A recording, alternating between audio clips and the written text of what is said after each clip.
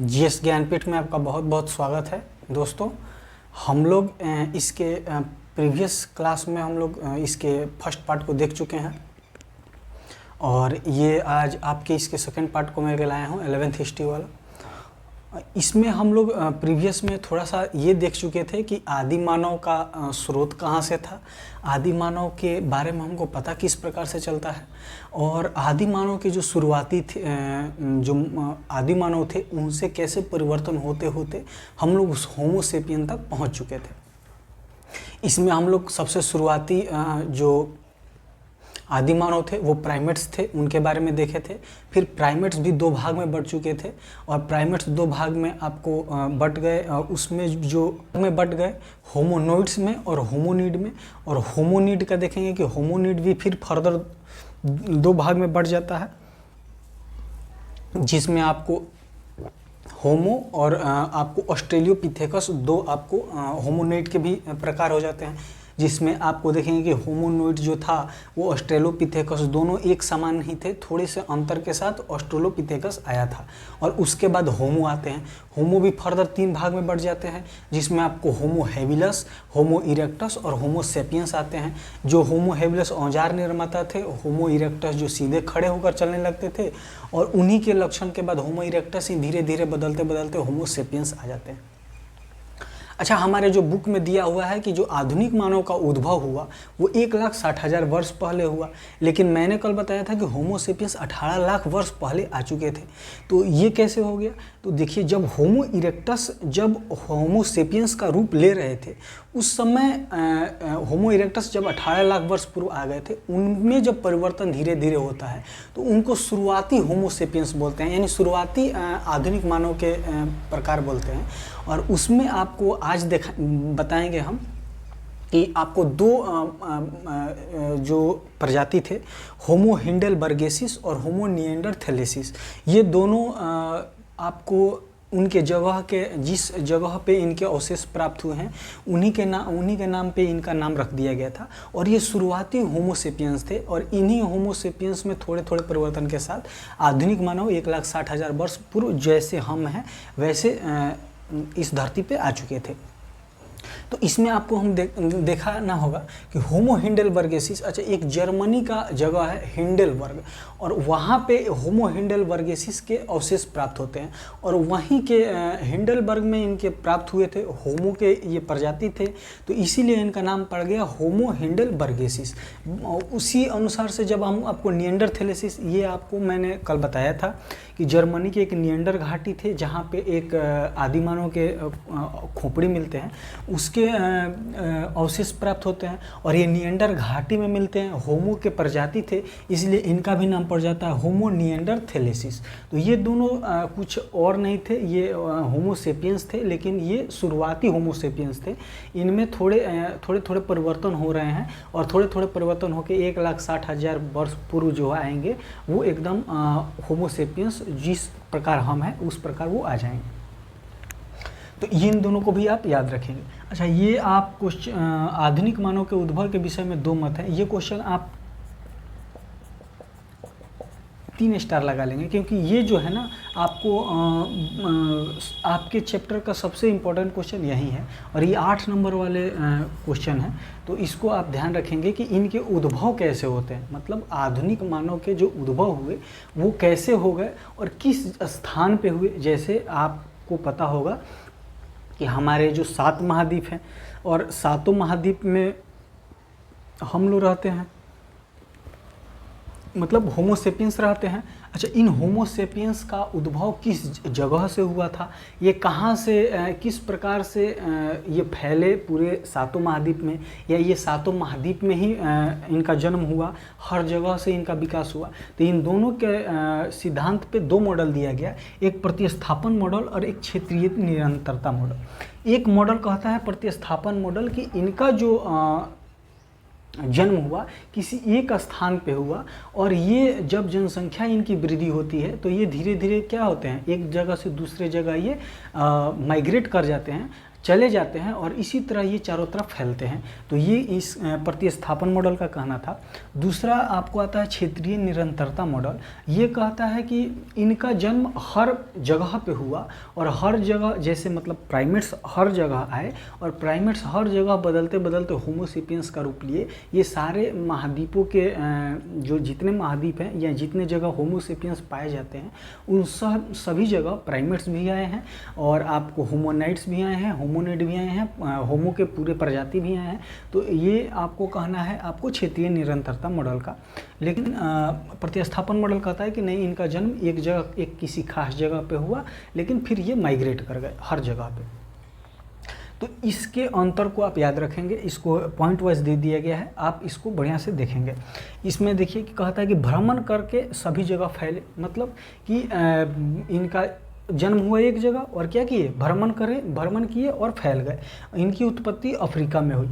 मतलब इनका कहना है प्रतिस्थापन मॉडल कि इनकी जो उत्पत्ति होती है अफ्रीका महाद्वीप में होती है और अफ्रीका महाद्वीप से ये सारे महाद्वीपों की तरफ माइग्रेट यानी प्रतिस्थापित हो जाते हैं, माइग्रेट कर जाते हैं। पुरातन मनुष्य का स्थान आधुनिक मनुष्य ने ले लिया। इनका कहना है कि जो पुरातन मनुष्य थे यानी आपको प्राइमेट्स थे, वहीं उनका जन्म भी अफ्रीका में होता है, उनमें परिवर्तन आता है अफ्रीका में ही, और वहीं अफ्रीका में परिवर्तित होते होते फिर क्या हो जाते हैं, ये आपको होमो सेपियंस के रूप में अफ्रीका में ही ये क्या हो जाते हैं, इनका उद्भव हो जाता है। और यहीं से फिर धीरे धीरे जिस प्रजाति का भी जनसंख्या बढ़ता गया, यानी प्राइमेट्स का बढ़ा होगा तो प्राइमेट्स भागे होंगे, आपको होमोनाइड्स का बढ़ा होगा तो होमोनाइड्स एक जगह से दूसरे जगह गए होंगे रहने के लिए। तो इनका कहना है ये कि इस तरह ये माइग्रेट किए हैं।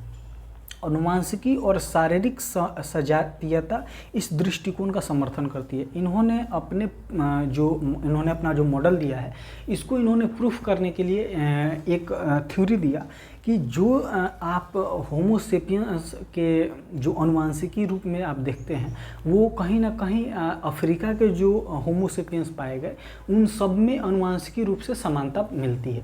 मतलब कि जैसे कि अगर मैं एक एग्जांपल देके आपको समझाऊं कि जैसे अगर मेरे 10 बच्चे होते हैं और मेरे 10 बच्चों के भी 10 बच्चे होते हैं, फिर उनके भी ऐसे ऐसे 10-10 बच्चे होते हैं, तो एक समय आएगा 500 या 700 साल के बाद कि एक क्षेत्र में पूरे एक जो मेरे अनुवांशिक होंगे, मेरे वंश के होंगे, मेरे जीन के होंगे, वो चारों तरफ एक गांव में फैल चुके होंगे।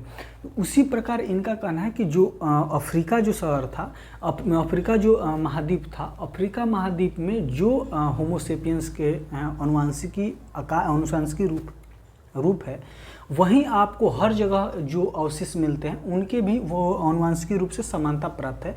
इसलिए ये अफ्रीका में ही पैदा हुए और अफ्रीका से माइग्रेट किए।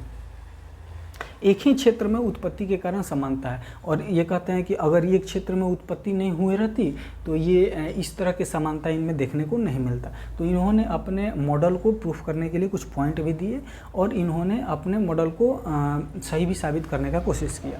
अब हम देखते हैं कि ये क्षेत्रीय निरंतरता मॉडल क्या है और ये कैसे इन्होंने इसको प्रूफ किया। तो इनका कहना था कि अलग अलग जगह पे पैदा हुए हैं और अलग अलग जगह पे पैदा होने के हुए हैं और वहीं से फिर ये परिवर्तित होकर हम आधुनिक मानव के रूप में ये जन्म ले चुके हैं। मनुष्य दुनिया के विभिन्न हिस्सों में विकसित हुआ। आधुनिक मनुष्य की सुविधाओं में क्षेत्रीय अंतर है। मतलब कि आधुनिक जो ये बताते हैं कि ये समान रूप से इनका उत्पत्ति हर जगह होता है। इनका कहना है कि आधुनिक जो मनुष्य हैं उनकी जो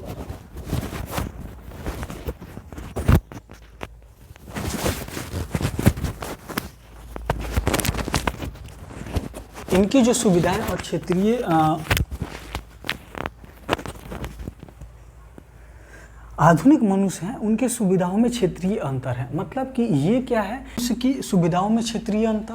तो ये मॉडल का, ये क्षेत्रीय निरंतर मॉडल का ये थ्योरी था। फिर कहते हैं कि होमो हेंडेलबर्गेसिस और होमो निएंडरथैलेसिस के बीच अंतर के कारण असमानताएं हैं। जैसे कि ये दोनों का आपको पता है कि होमो हेंडेलबर्गेसिस और होमो निएंडरथैलेसिस दोनों का अवशेष जो है वो जर्मनी से प्राप्त होता है। अच्छा, ये हिंडलबर्गेसिस आपको फ्रांस से प्राप्त होता है, निएंडरथैलेसिस कहाँ से प्राप्त होता है आपको? जर्मनी से, दोनों जर्मनी से प्राप्त होता है। तो इनके बीच के जो इनके जो समय के जो अवशेष प्राप्त हुए हैं और उसी समय के अवशेष जो अफ्रीका में प्राप्त हुए, उन दोनों में थोड़े से असमानता दिखते हैं। तो इनके अनुसार से कि जब दोनों जगह असमानता है, इसका मतलब कि दोनों जगह मनुष्य का उद्भव हुआ होगा। तो इन क्षेत्रीय निरंतर मॉडल का ये कथन था। तो इसको आप अच्छे से लिख के याद कर लेंगे, बहुत इंपॉर्टेंट है।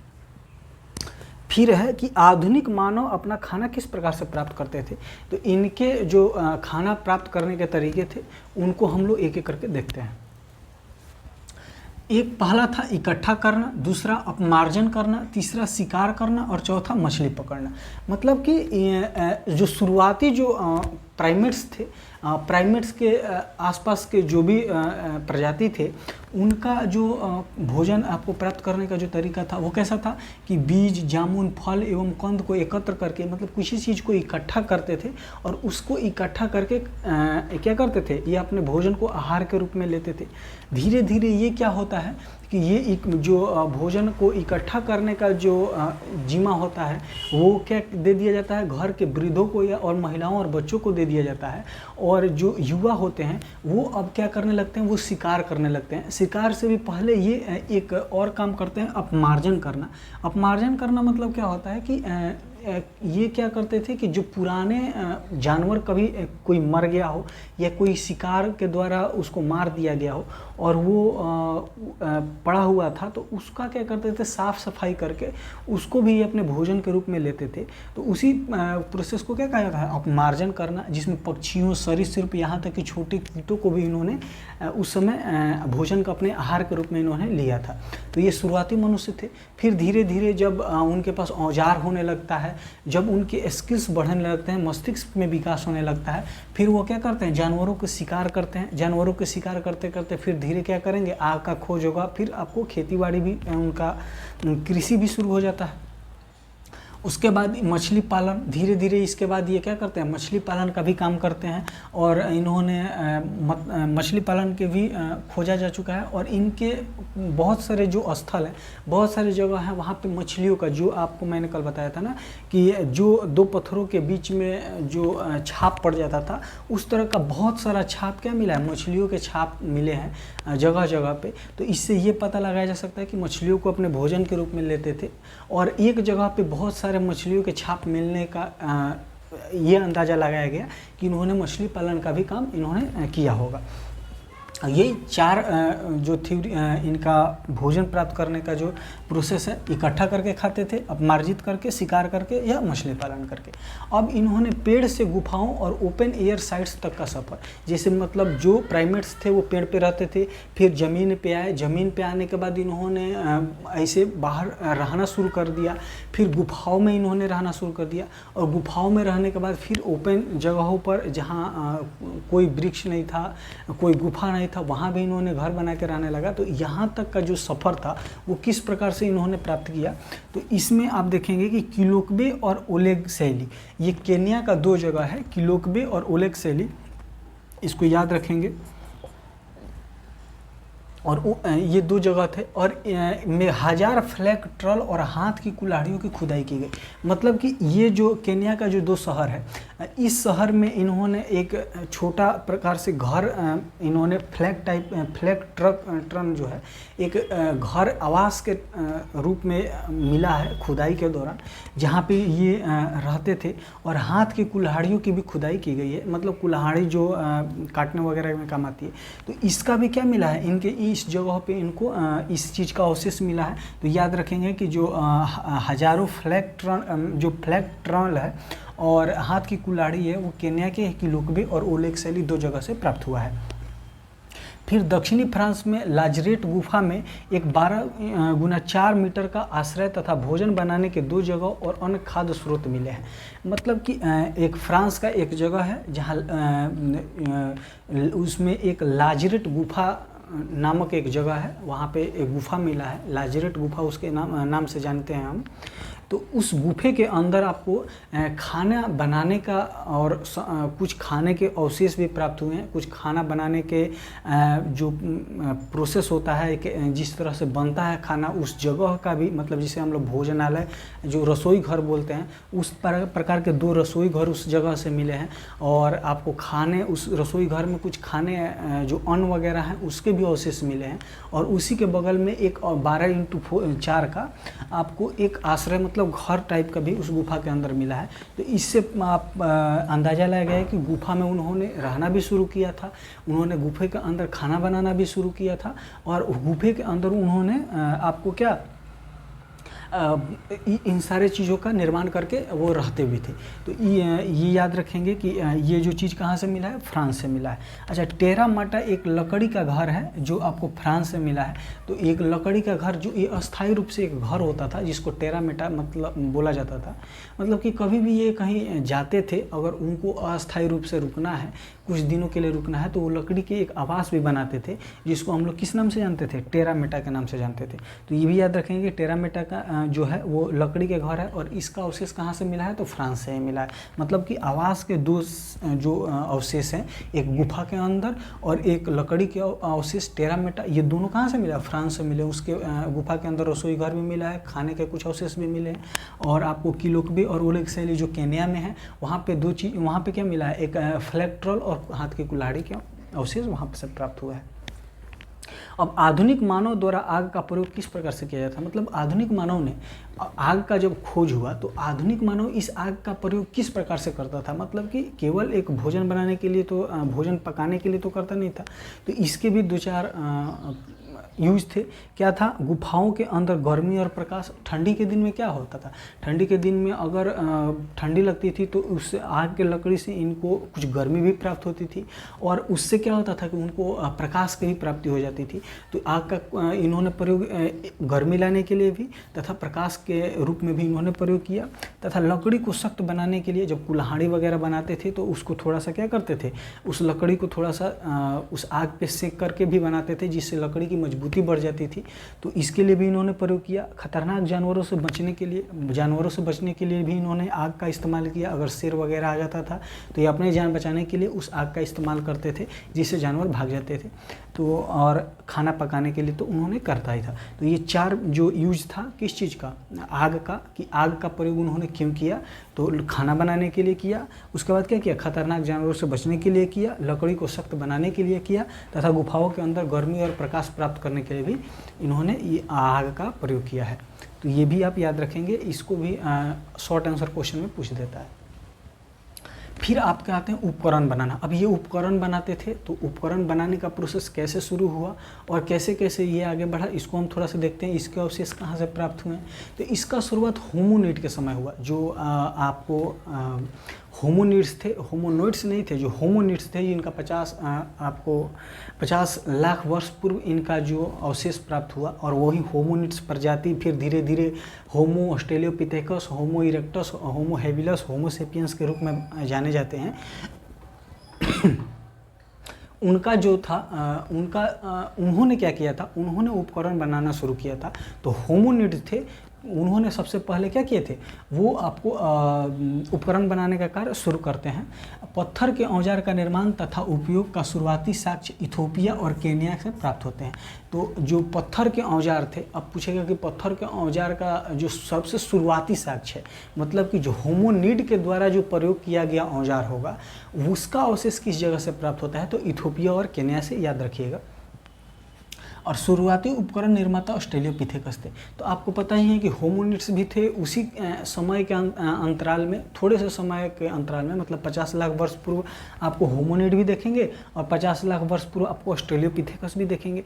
तो आप ऑस्ट्रेलियोपिथेकस अभी इस चीज़ का शुरुआत किए हैं, लेकिन जब निर्माण का काम होता है तो वो कौन करते हैं, ऑस्ट्रेलियोपिथेकस। लेकिन औजार का प्रयोग सबसे पहले कौन करते हैं, तो होमोनिड। ये दोनों थोड़ा सा ध्यान रखेंगे कि प्रयोग होमोनिड करते हैं, लेकिन औजार निर्माण करना मतलब उसमें थोड़ा सा उसके शेप में, साइज में उसका थोड़ा सा और परिवर्तन लाना, ये काम कौन करता है, ऑस्ट्रेलियोपिथेकस। अब इन आदिमानव के कला, तो भाषा और कला में भी आप देखेंगे कि मतलब भाषा का शुरुआत कैसे होता है। अच्छा, भाषा का शुरुआत कैसे होगा? शुरू में इशारों से शुरू होगा, मतलब जो मौखिक ना होगा कि सांकेतिक होगा, फिर धीरे धीरे मौखिक आएगा और बाद में हस्तलिखित आता है, जिसको आप हड़प्पा सभ्यता में पढ़ेंगे, जो बहुत बाद में आएगा। तो आपको इसके जो शुरुआती लक्षण है, मतलब भाषा के जो सांकेतिक भाषा के भी शुरुआती लक्षण है, वो भी आपको किस में मिलता है? होमोनिड्स में मिलता है, होमोनिड्स में मिलता है। और ये क्या करना जानते थे? ये केवल हाथ हिलाना, इशारों से ऐसे बुलाने के लिए किसी को मतलब रोकने के लिए जैसे कोई संकेत दे दिए, तो ये सांकेतिक रूप से थोड़ा सा हाथ पैर का भी प्रयोग कर रहे थे। किस चीज़ के लिए? संकेत के लिए। लेकिन इसके पहले आपको देखेंगे कि ऑस्ट्रेलोपिथेकस भी थे। तो ऑस्ट्रेलोपिथेकस क्या करते हैं? वो भी आपको इसी समय के हैं, मतलब होमोनिड्स के समय के भी हैं। तो उन दोनों में भी सेम समानता आपको देखने के मिलेगा। उनका भी प्रयोग जो सांकेतिक भाषा का प्रयोग कर रहे हैं, वो भी ऑस्ट्रेलोपिथेकस भी इन्हीं के काल के समय में कर रहे हैं। होमो हैबिलिस के मस्तिष्क में कुछ विशेषताएं थी जो उनके लिए बोलना संभव था। अब देखिए, ये जो होमोनिड है, और होमोनिड अब क्या हो गया? होमोनिड फिर फर्दर डिवाइड होने लगा, होमो में, ऑस्ट्रेलोपिथेकस में, फिर होमो डिवाइड हुआ और होमो हैबिलिस आया। वो होमो हैबिलिस जो औजार निर्माता है, उनके मस्तिष्क का थोड़ा सा विकास होता है। इतने साल क्रमिक विकास हुआ ना। आप जो 50 लाख 56 लाख वर्ष पहले जो होमोनिड है और 22 लाख वर्ष पहले जो आते हैं कौन? Homo habilis. तो इस 22-25 साल के सफ़र में थोड़े से मस्तिष्क का विकास होता है और होमो हैबिलिस के मस्तिष्क में वो देखा गया है कि वो क्या कर सकते थे? वो थोड़ा सा बोलना, मतलब उसका कोई अर्थ हो या ना हो, लेकिन बोलना जो उनके लिए संभव था। तो बोलना किसके लिए संभव हो गया? होमो हैबिलिस के लिए। और सांकेतिक रूप से भाषा का शुरुआत कौन किया था? होमोनिड्स। जिस तरह से होमोनिड किसका शुरुआत करते हैं? उपकरण का प्रयोग करने के लिए। तो उपकरण का प्रयोग भी होमोनिड करते हैं और भाषा जो सांकेतिक रूप से भाषा है उसका भी प्रयोग आपको कौन करते हैं? तो होमोनिड करते हैं। कला में देखते हैं कि फ्रांस के लॉस क्लास और चावेट की गुफाओं और स्पेन के अल्टमीरा में सैकड़ों चित्रों की खोज की गई है। मतलब फ्रांस और आपको स्पेन जो है, आपको देखने में मैप आप अगर जानते होंगे तो देखेंगे कि फ्रांस और स्पेन एक जगह पड़ोसी राज्य हैं, पड़ोसी देश हैं।